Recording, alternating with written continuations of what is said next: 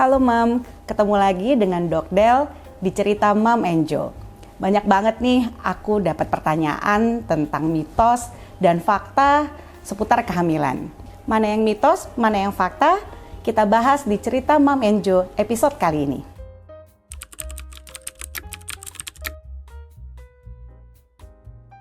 Sekarang idam tuh apa sih Mam?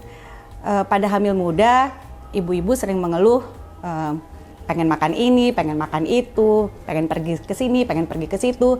Kenapa sih? Sebenarnya penjelasan ilmiahnya, ngidam itu karena perubahan hormonal. Sehingga indera-indera tertentu pada ibu hamil akan jadi lebih peka. Bisa indera pendengaran, indera penciuman, ataupun indera pengecap. Sehingga ibu hamil itu akan punya kecenderungan untuk menginginkan sesuatu yang beda dari biasanya.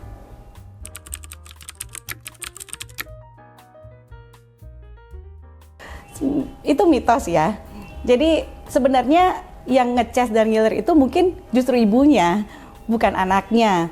Karena seperti tadi saya sampaikan bahwa yang berubah itu adalah hormon ibunya. Sehingga keinginan-keinginan itu timbul mengikuti perubahan hormonal tersebut dan tidak sampai pada bayinya.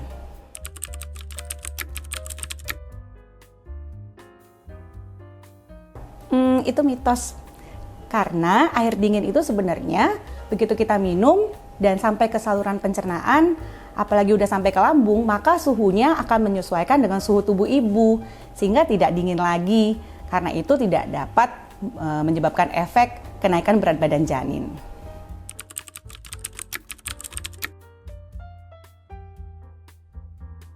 Jadi mengkonsumsi es krim itu benar bisa membantu kenaikan berat badan janin. Tapi tidak cukup es krim saja, Mam. Harus dibarengi dengan konsumsi protein nabati dan hewani yang cukup.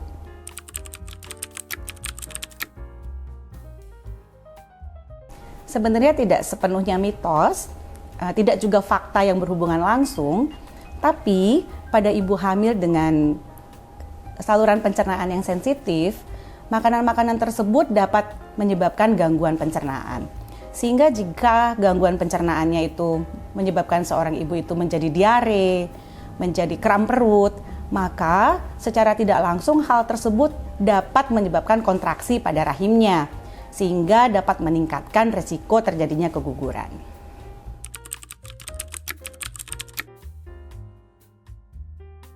Sama seperti tadi, tidak juga mitos, tapi tidak juga fakta yang berhubungan langsung. Tapi memang seorang ibu hamil itu disarankan untuk mengkonsumsi protein dalam jumlah lebih banyak daripada biasanya.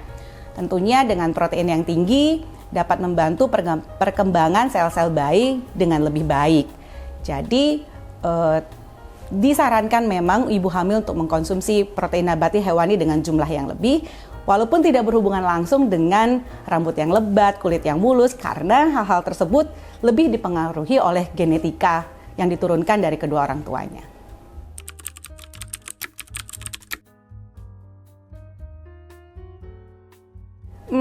Itu nggak benar.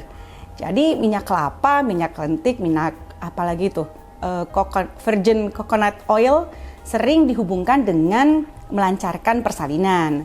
Sedangkan secara ilmiahnya minyak-minyak tersebut kalau kita konsumsi akan melewati saluran pencernaan, usus besar, usus halus, dan dikeluarkan lewat saluran pembuangan, sehingga tidak berhubungan dengan saluran di jalan lahir.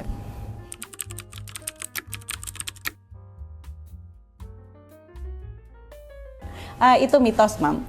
Jadi saat spermatozoa itu sudah ditumpahkan di saluran reproduksi sang calon ibu, maka spermatozoa itu sendiri akan berenang mencapai tuba falopi dengan sendirinya, sehingga jika setelahnya ibunya pun beraktivitas, loncat-loncat ataupun minum soda, tentu tidak akan mempengaruhi pergerakan spermatozoa tersebut. Karena berenangnya spermatozoa di saluran reproduksi wanita itu ditentukan oleh kemampuan spermatozoa itu sendiri, bukan karena dipengaruhi oleh gerakan atau makanan dan minuman setelah berhubungan intim.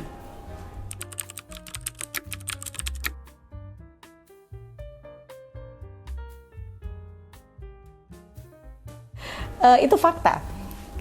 Karena spermatozoa itu yang mengandung kromosom laki-laki, kromosom Y, dia akan sensitif dengan cairan vagina.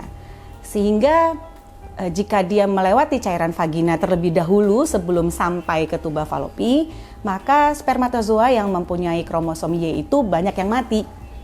Karena itu disarankan saat ejakulasi, disarankan agar ejakulasi itu betul-betul menekan rapat di permukaan serviks si ibu, sehingga tidak perlu berenang melalui cairan vagina terlebih dahulu.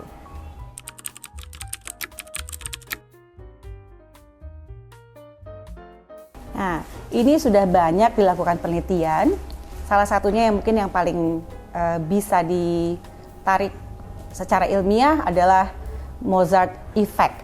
Jadi dari suatu penelitian adalah pada ibu hamil diputarkan lagu-lagu klasik dari Mozart, kemudian diikuti prospektif pada saat bayinya lahir, dilakukan pengamatan pada tumbuh kembangnya, didapatkan bahwa tingkat kecerdasan anak-anak pada kelompok yang diberikan musik klasik ini lebih tinggi dibanding yang tidak diberikan musik klasik.